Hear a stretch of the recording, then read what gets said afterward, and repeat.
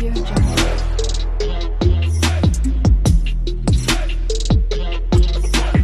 Audio Jungle. Audio Jungle.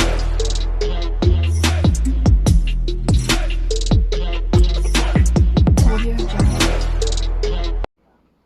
Hello guys, I'm back.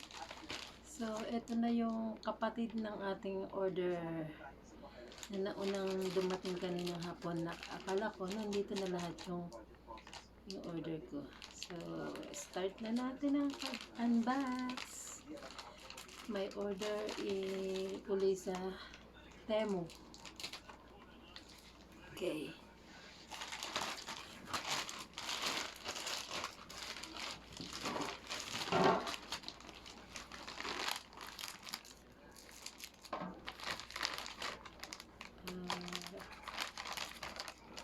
May mga ano to, may previous kasama siguro dito.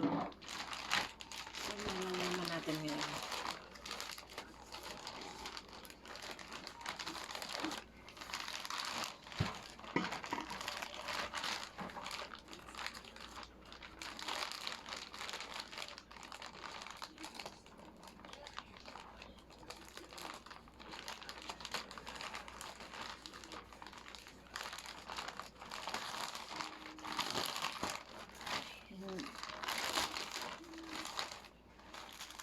Ayan, ito nakikita ko yung isang previous mug. Ang ganda. Previous lang po ito, born to create product. 3-axis gimbal. Previous po yan. Mamaya natin i-unbox ng mga previous. Unahin natin yung main. Saan kaya yung mug?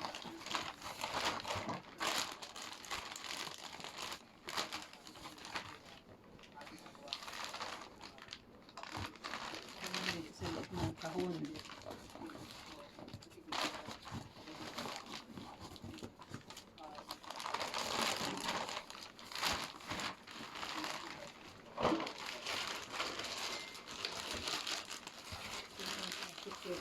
Yung garbage. It's bad.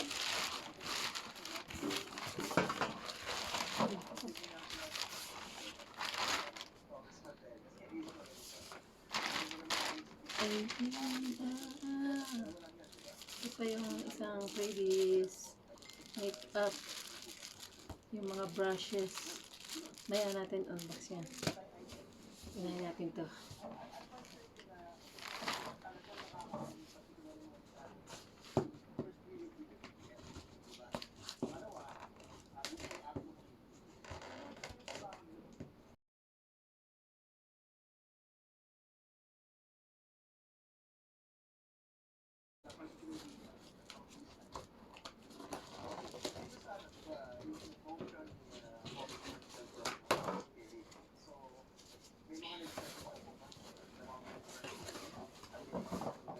So, what is this? Yung ano natin, yung rice container. Kasi raw, sabi, hindi raw magandang, hindi raw swerte yung lagay ng bigas na sa plastic.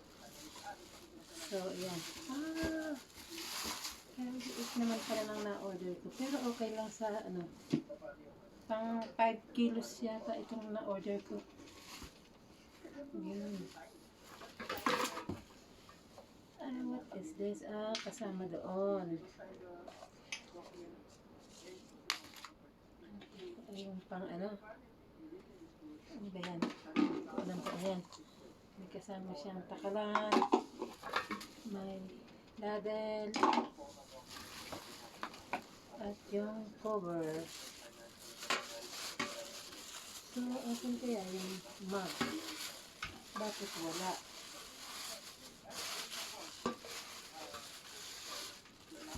Ayaw lang yung kasama.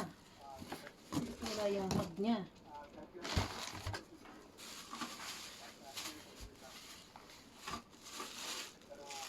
Bakit lang ang kasama.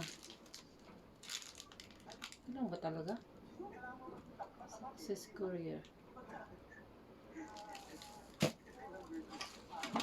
Ba't wala yung baso? Dalawa yun. Google kayo ha.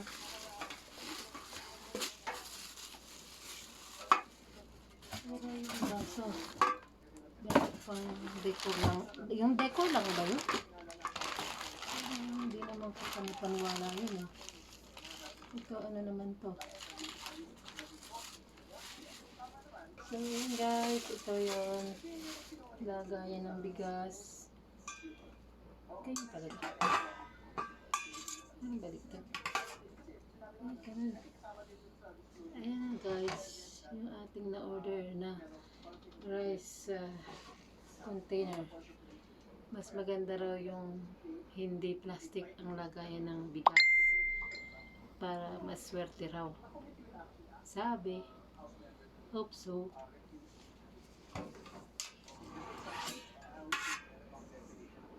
Talaga bang ganun siya? O, pwede rin ganyan.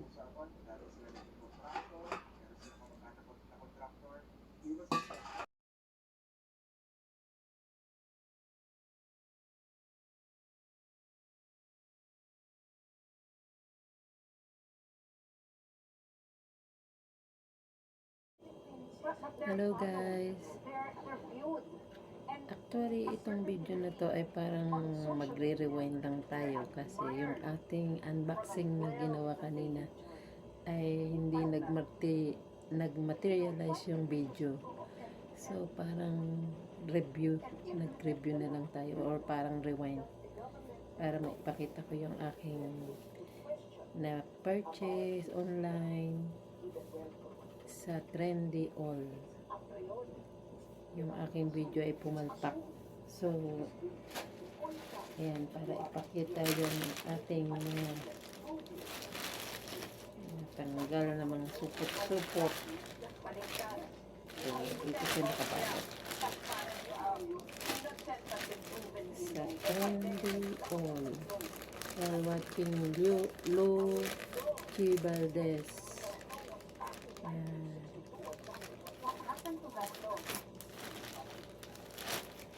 So, yung una natin unbox kanina ay itong galing pa sa DHL pero pinag-isa na sa loob. Sa DHL, yung ating Crocs. Dito nakalagay ang Crocs. Yan, kunin natin yung Crocs. Ito siya guys.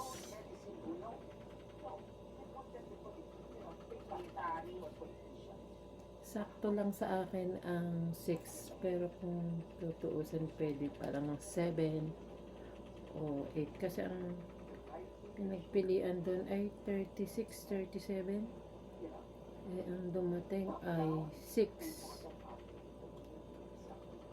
pero okay na rin, sakto lang. Tingnan niyo guys.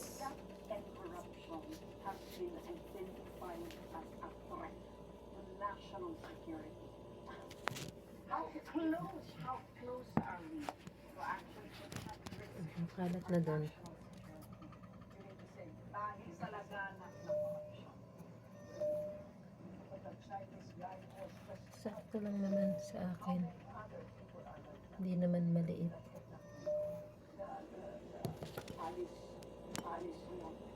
Alice what? Guo. Yeah, Alice Guo.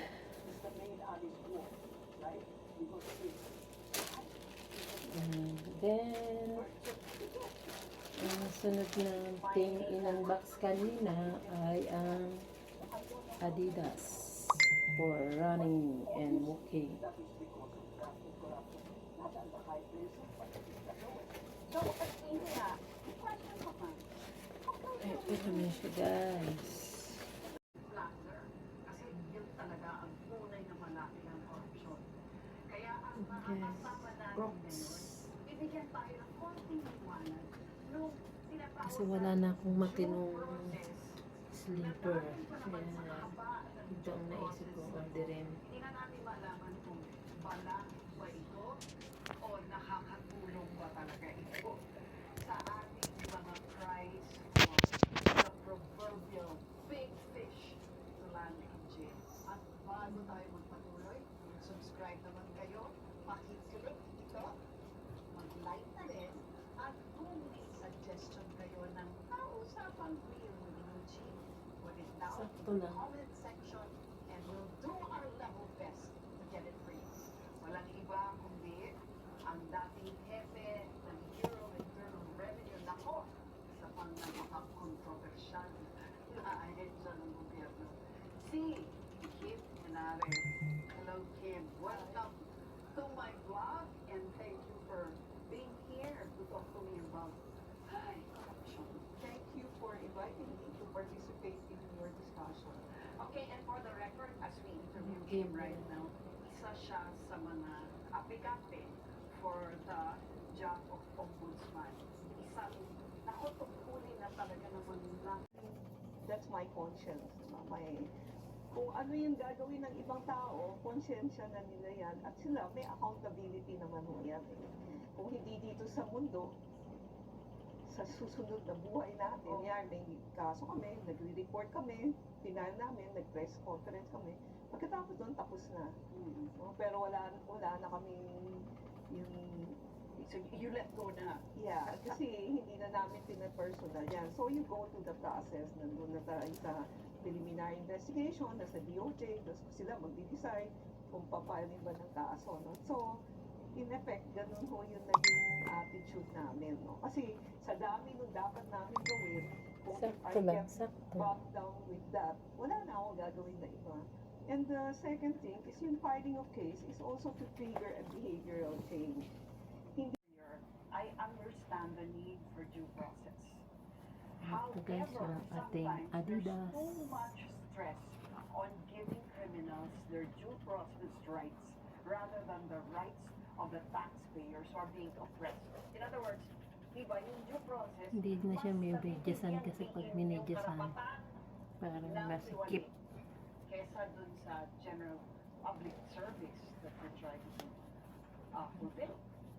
Yeah, yun ang injustice dyan. So, in trying to give due process, you are also creating an injustice somewhere. No? So, in life, it's a balancing act. Like I said, lahat na gagawin mo, may kalahating tao na ayaw, may kalahating gusto. So, magdidesisyon ka lang kung ano yung tama at dapat mong gawin. No? Huwag ka na mag-alala ano bang iisipin ng mga tao. No? Because you are just required to do what is right.